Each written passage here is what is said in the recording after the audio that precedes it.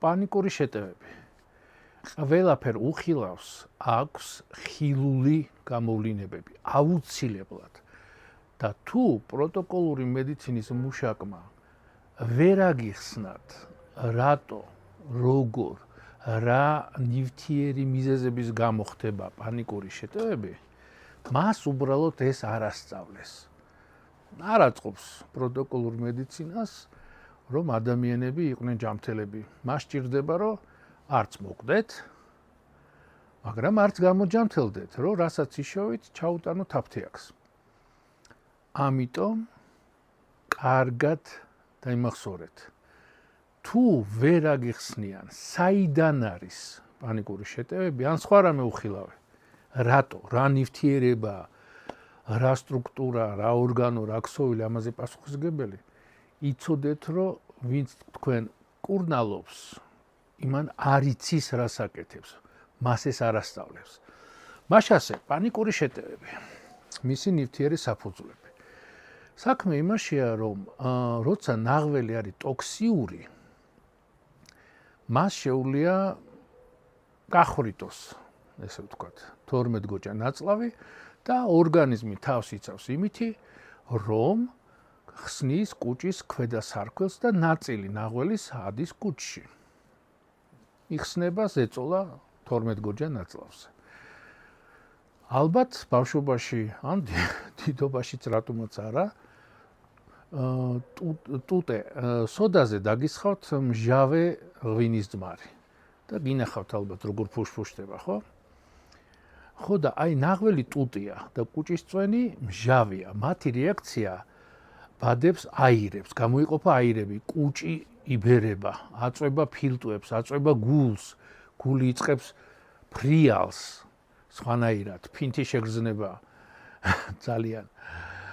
რომც იცოდეთ, რომ ეს არაფერი არა, უბრალოდ კუჭი აწვება, არაფერი არა, კუჭი აწვება და მეტი არაფერი, მაინც საშინელი შეგრძნებაა და ადამიანს იპყრობს პანიკა. ძალიან მარტივია. უხარისხო ნაღველი, რეფლუქსი, ადის კუჭში ნაღველი, ხდება აირების გამოყოფა და აი ეს გაბერილი კუჭი აწვება გულს და აწვება ფილტვებს. გიჭირთ სუნთქვა და გულის მიდამოში უცნაური შეგრძნებებია.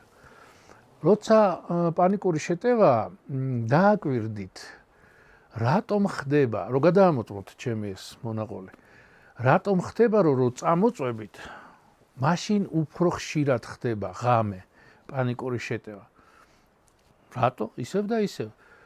აწვება გაბერილი კუჭი უფრო ძლიერად. ღამე რო ნაღველი წამოვა, წარმოიდგინეთ და კუჭში რო შევა და რო გძინავთ და აი ძინარეზე რო მიაწვება ახლა გაბერილი კუჭი გულს და ფილტვებს რა მოხდება, ხო?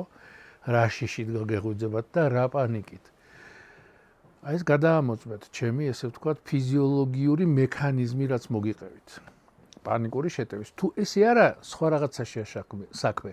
უფრო შფოთვით აშლილობასთან გვაქვს საქმე, ანუ სუნთქვის ფიზიოლოგიის დარღვევასთან, გახშირებულ სუნთქვასთან, ანემიებთან და მსგავსებთან. გავაგრძელოთ პანიკურ შეტევებზე, გამოსავალი რა არის? პირველი და უმთავრესი, რა თქმა უნდა, აირებით გაბერილი კუჭის განთავისუფლება.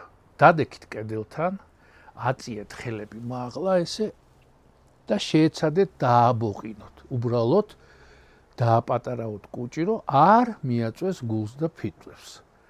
თუ არ გამოგდით ესე ნაბეღლავი ან ლიკანი, არა ბურჯომი, ტუტი არა, დალიეთ რამოდენიმე ყლუპი გაზიანი, რომ გაზი დაემატოს და იქნებ წამოიღოს აირები, ამოაქაროთ აი ეს გაბერილ კუჭში რაც აირებია.